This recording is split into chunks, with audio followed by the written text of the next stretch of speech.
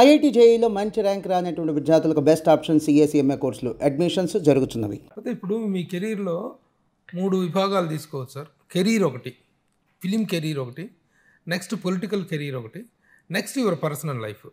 ఈ మూడిట్లో ముఖ్యంగా మిడిల్ డ్రాప్ అయ్యారు మీరు పాలిటిక్స్ నుంచి. బీజేపీలోకి వెళ్ళటం కానీ మళ్ళీ రావటం కానీ రాజకీయంగా కూడా ఒక ఇదిగా ఎదుగుతారనుకున్న టైంలో what is the reason that you middle drop your self? నేను ఏదన్నా చేస్తే మనస్ఫూర్తిగా చేస్తా, నచ్చకపోతే నన్ను దేవుడు వచ్చి బతిమాలినా చేయను. నా పాలసీ అది. నేను బీజేపీలోకి వెళ్ళింది మంత్రి అవ్వాలనో ఎంపీ అవ్వాలనో కాదు, పోటీ చేశాను. అది కాదంట్లా, ఎంపీగా పోటీ చేశాను. నేను రామ్ మందిర్ నిర్మాణం అనేది నా మనస్ఫూర్తిగా నేను చెప్తాను. హిందూగా అన్ని మతాలను గౌరవిస్తాను. ఇది నా డ్రీమ్. రెండోది, వాజ్పేయి గారు ఒక్క ఓటుతో కోల్పోయిన ప్రభుత్వం, ఇలాంటి వ్యక్తి రావాలి. సామాజిక స్పృహ. అలా వెళ్ళిపోయినోడిని పూర్తి టైం ఫుల్ టైం అని అయిపోయాను. నా ఫ్యామిలీ లైఫ్ కూడా అలాగే కోల్పోయాను నేను ఆ టైంలో.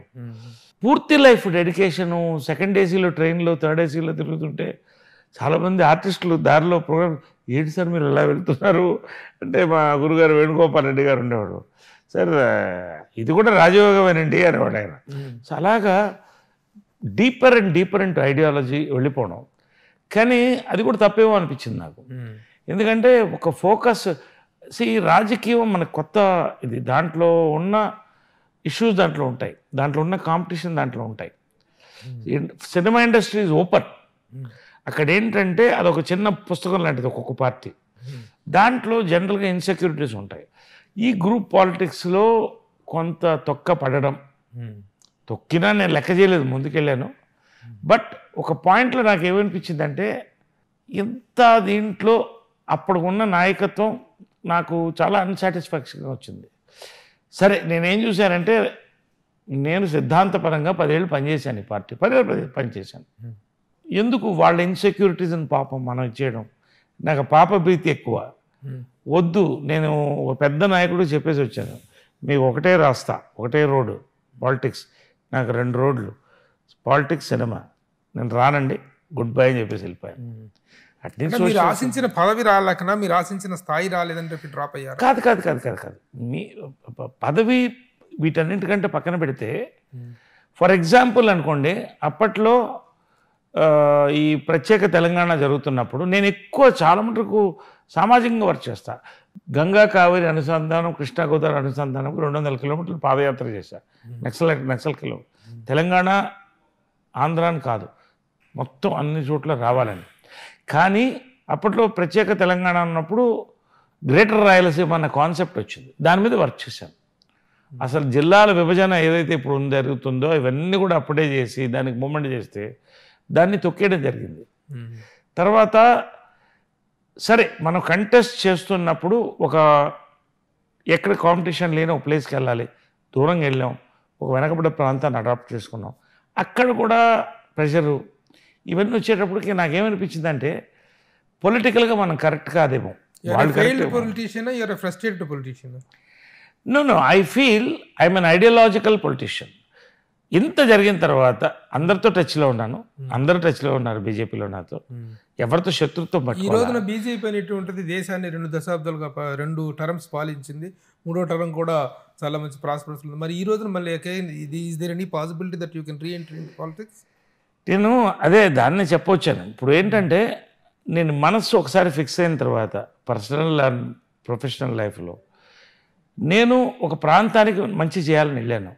బీజేపీ లేకుండా, లేకపోతే ఇంకో పార్టీ లేకుండా చేయగలను అనుకున్నాను. కళాకారులు ఎక్కడికి స్థాపించారు. మరి అక్కడే అదే అనంతపూర్లో 11,000 మంది కళాకారులకి గుర్తింపు కార్డులు ఇప్పించాను. 1,000 మందికి ప్రభుత్వంతో ఇల్లు ఇప్పించాను. ఏ పార్టీ నాకేమనిపించింది, ఒక పార్టీలో ఉంటే తక్కువ అవుతుందేమో, మనం సపరేట్ చేస్తే 130 చెరువులు నిండడానికి ఐ టుక్ అప్ ప్రోగ్రామ్ జలవలయం. దాని మోడలే తర్వాత వెళ్ళింది. అది చీఫ్ సెక్రటరీ గారు కృష్ణారావు గారు ఐఏఎస్ ఆఫీసర్స్కి సెక్రటేరియట్ నుంచి నన్ను అప్పట్లో ఉమ్మడి ఆంధ్రప్రదేశ్లో వీడియో కాన్ఫరెన్స్ తీయించారు, మీరు ఎలా చేశారు ఇదని. సో నేను ఏమనుకున్నానో ఆ ప్రాంతానికి చేసేసాను, ఇంకా నాకు పార్టీ ఎందుకు. లాస్ట్ రామ్ మందిర్ నిర్మాణం అన్నారు, వెళ్ళా. ఇండస్ట్రీలో ఎవరేం చేశారో తెలియదు కానీ జై శ్రీరామ్ అని ఒక మంచి డొనేషన్ పెట్టాను అక్కడ. జై శ్రీరామ్ అన్న వచ్చేసా. మొన్న అక్షంతలు రామ మందిర నిర్మాణానికి ఆ, మీరు డొనేటెడ్ బిగ్ అమౌంట్ అండి, గుడ్ అమౌంట్, బిగ్ అమౌంట్ అనుకోండి. I don't want to mention it. చెప్పరా దగ్గర చెప్పరా? నాకు అది దాన్ని పబ్లిసిటీ చేసుకోవడం ఇష్టం లేదు. బట్ ఎందుకంటే అది నా మనసులో ఉన్నది. కానీ మొన్న అయోధ్య నుంచి అక్షంతలు వచ్చాయంటే తీసుకొస్తున్నాను విశ్వ హిందూ పరిషత్ వచ్చిన వాళ్ళు. నా కళ్ళల్లో బొటబొటబొట నీళ్ళు గారిపోయింది ఆ అక్షంతలు పట్టుకుంటే. ఆ ఇన్విటేషన్, అఫీషియల్ ఇన్విటేషన్, అది ఎలా ఫ్రేమ్ కట్టి పెట్టుకుంటా. వెళ్ళలేదు మరి మీరు? వెళ్ళలేదా? లేదు, నేనంటే అంటే అఫీషియల్ ఇన్విటేషన్ వచ్చింది, ఎప్పుడన్నా వెళ్ళొచ్చు, ఓపెనింగ్ కూడా వెళ్ళొచ్చు. కానీ నేనేమనుకున్నానంటే ఇప్పుడున్న నేను బిజీలో, రెండోది అక్కడ ఉన్న రద్దీ, ప్రశాంతంగా ఒక రోజు పాటు అక్కడంతా ఉండి రావాలని ఉంది. ఖచ్చితంగా నాకు నచ్చిన వాళ్ళతో, మనందరం రాముడిని మెచ్చిన వాళ్ళతో అందరం కలిసి వెళతాం. ఓ 10 మంది వెళ్ళి ఒక రోజంతా అయోధ్యలో గడిపోద్దాం. ఓకే, ఇప్పుడు ఇంతకీ పాలిటిక్స్లో మీరు పర్మనెంట్ బ్రేకా, ఇది టెంపరీ బ్రేకా? దేర్ మేబీ అని దీంట్లో సినిమాలో లాగా పాలిటిక్స్లో కూడా సెకండ్ నుంచి ఉంటుంది. అంటే నాకు ఇన్విటేషన్స్ వస్తున్నాయి పార్టీస్ నుంచి, నేను కాదంటలేదు, చాలా రోజులుగా వస్తున్నాయి. నేను దూరంగా ఉండాలనుకున్నా కొంతకాలం కాదు, చాలా కాలం. ఎందుకంటే ఏదైతే నేను దూరం చేసుకున్నాను నా సినిమా పరిశ్రమ, నన్ను మళ్ళీ స్వాగతించి ఇవాళ నేను మళ్ళీ క్యారెక్టర్ ఆర్టిస్ట్గా, ఒక హీరోగా, ఒక లీడ్ రోల్గా ఇంత పీక్లో 50 years రావడం అనేది దాని మీద ఫోకస్ పెడితే అయింది. సో దీన్ని నేను వదులుకోదలుచుకోవాలి. చాలామంది డైరెక్ట్ చేస్తారా అని అడిగారు. వద్దండి, నేను ఐఎమ్ ఎంజాయింగ్ ప్రతి క్యారెక్టర్. ప్రభు లాంటి వాళ్ళు క్రిటిక్స్ చాలామంది, మీరు చాలా ఈ పాత్ర బాగుంది అన్నప్పుడు ఎంత థ్రిల్ ఉంటుందంటే, ఇప్పుడు ఒక పార్టీలో ఉంటే ఆ జెండా పట్టుకుంటేనే జనం వెనకాల. ఇక్కడ నేనేమో ఎక్కడ వెళ్ళినా 100 మంది నా కోసం వస్తారు. నటుడుగా వచ్చిన గౌరవం అది. కాబట్టి అక్కినేని నాగేశ్వర్ లాంటి వాళ్ళు కూడా ఎక్కడ రాజకీయంలో లేకుండానే ఆయన అంత అభిమానం. శోభన్ బాబు గారు చాలామంది ఉన్నారు. కాబట్టి ఆ లైన్లో పోయి సినిమా ఒక నటుడుగా నేను ఈ సక్సెస్ని I want enjoy another 10 years 15 years what ever. నా ఆఖరి శ్వాస ఆ షూటింగ్లో పోవాలన్న ఆశ.